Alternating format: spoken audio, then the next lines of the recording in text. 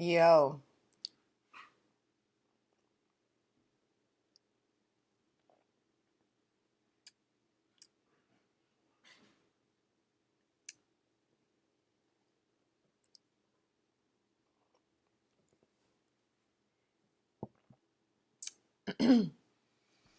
So I propose for our new people's movement, y'all, that we make purple hoodies and headbands our thing. That is my proposal. I think we should just be a mob of purple. Which is awesome too because it's red and blue makes purple and we are like the next generation. It's just like, yeah, alchemy. Okay. Alchemy in color. Yeah, you got to check out my I am I think I'm going to be the one-eyed, one-horned purple, oh no, excuse me, flying purple people eater. Get a little unicorn horn and dress all in purple, but yeah, I'm trying out the outfit today. I got purple, purple, purple. Excuse my mess of a kitchen. I just cooked a delicious homemade dinner with some veggies from the garden and decided to clean up later so that I wasn't late for this date with y'all. So I wanted to tell you a little bit, and I think we can all obviously, no problem, think about reasons why to keep the cell phone, or the smartphone. So I'm not even going to go there because I won't waste your time. We all know why it's convenient and easy, and the list goes on and on. So I'm going to tell you why I am really excited that this week I am getting rid of my smartphone. Look at that picture of Shiva, it's so cute. And there's a couple of things I wanted to share that a lot of people probably haven't thought about. And so one thing I just wanted to say up front, all of you that are really scared of losing capabilities of certain things, I am going to be keeping this, and I'm going to keep it off. But I'm going to have it for things like navigating on a map. As long as I can get internet access, the internet portion of it will work without a data plan. So I think that's something a lot of people don't realize. And I'm going to also use it for application-based things that I can't do necessarily on my computer, such as Instagram. And obviously, it's really convenient as a camera if you are going somewhere and want to take pictures. But the main thing is I'm going to be keeping it in the off position more, which is going to emit way less EMF waves. And so I wanted to share a little bit about that information, which is definitely being blocked due to money. Long story short, due to the fact that people want to make billions of dollars off of this, because it's a whole infrastructural realignment going to 5G, but it's also a whole different type of wave. So this woman, Alana Freeland, is an author and also daughter of two Navy parents, and has had her fair share of experience from meeting JFK before he was shot, being privy to, the World Bank arrangements he was making basically to dissolve the World Bank and to put us back on a silver-backed currency that was actually owned by the people. So that's most likely why he was murdered. And so she actually met him and was part of that movement and continued. So she's not new to any of this. And I want to share what she says about 5G. This is an amazing video, and it will be posted on the Shakti page. It's already posted on there on Facebook. And I believe it's also, we're on Twitter at SY Journal, and I think it's posted there too. It will also be posted in the resources at the end of this video in this event. And don't forget to follow livestream.com/Shakti report so that you can be informed when I go live. All right, so let's see what Alana Freeland has to say. The whole video is really, I think, one of the best videos I've seen Cabin Talk, who is the host here, do. And yeah.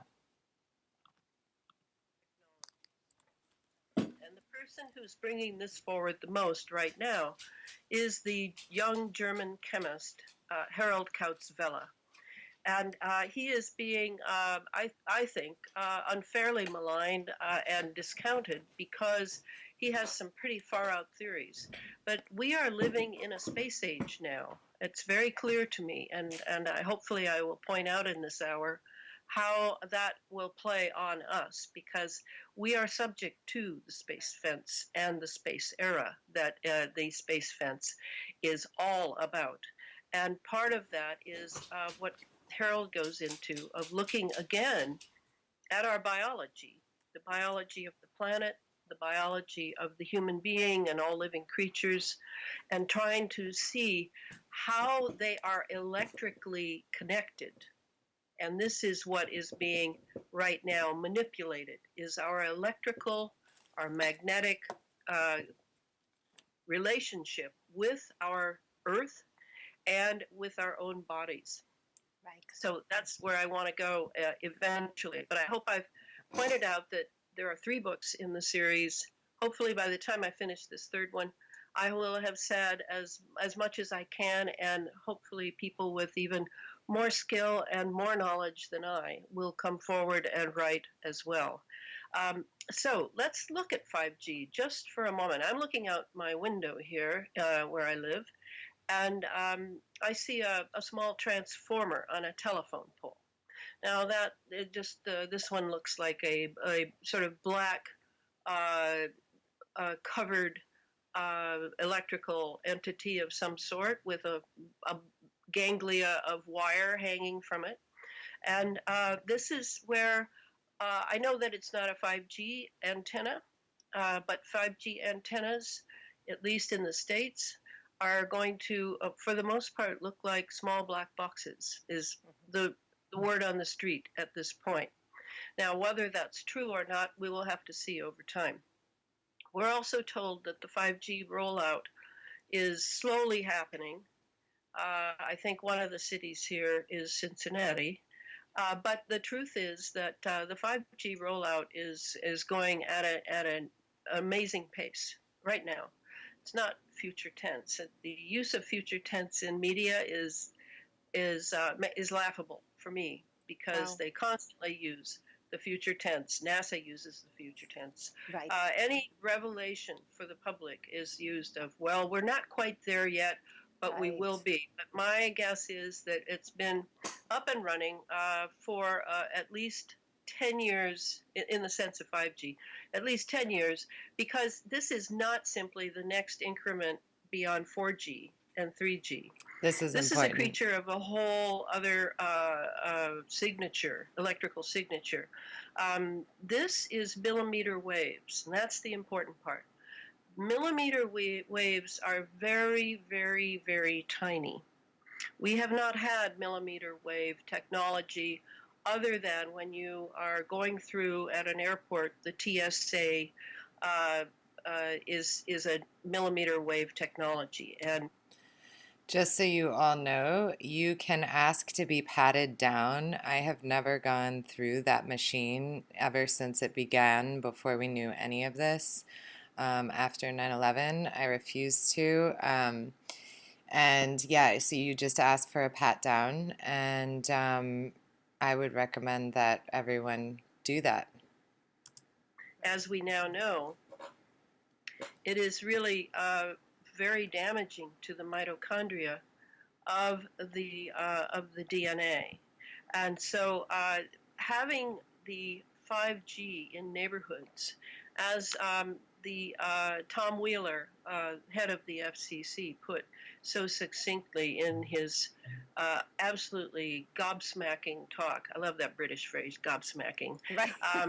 This his gobsmacking talk in which he basically, in a very stentorian military way, told us that we were going ahead with 5G, that nothing was going to stop it, that the profits were going to roll, and we were going to have speed beyond belief, and everybody wants speed in their internet connectivity, blah blah blah.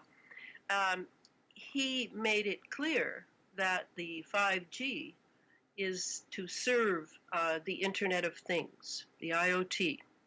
And it's important to understand the IoT because most people's homes have it.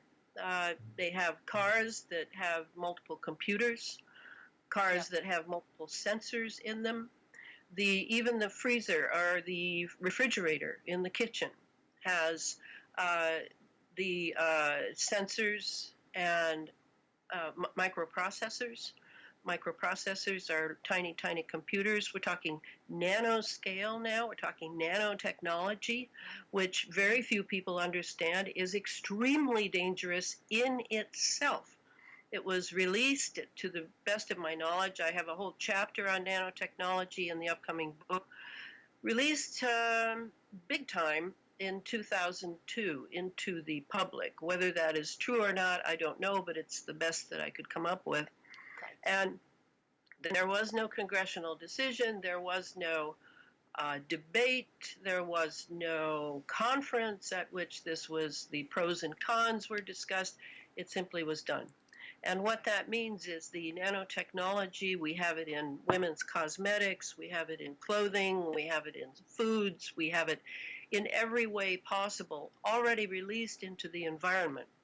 And what they are is really, I don't have national security clearance, so I can't exactly say what they are, but I know that trillions of sensors have been released on the seas above the U.S. Navy operations, almost anywhere where there is a conglomerate of chemical trails that are turning into a plasma cloud cover, you can expect that there are going to be nanosensors in that cloud, and you're going to see nanoprocessors, microprocessors, which mean two-way communication. They're transceivers, they transmit, they receive, because all that sensor data is being collected and collated and interpreted by supercomputers at the very least, and by I'm going to stop it quantum now. computers like D. Obviously, there's a lot more here, but the point is there's a hell of a ton of waves flying around. And so I feel that we are definitely going into a time where we're going to start finding out what the effects are of all of this. So I think, for me, for years, my excuse really for having a smartphone, when I first got it, second generation, probably 2003 or 4, it was just the coolest thing. I loved it. You know, I didn't think twice, right? But then I started realizing, especially since I was 16 before we had smartphones, and, for the first 6 or 7 or 8, because we didn't have map in the smartphone right away. So for the first 10 years of me driving, maybe a little less, you had to know where you were going, or you had to, have some kind of directions with you, or you had to call your friend while you're on the road. Hey, I'm lost. I have no idea where I am.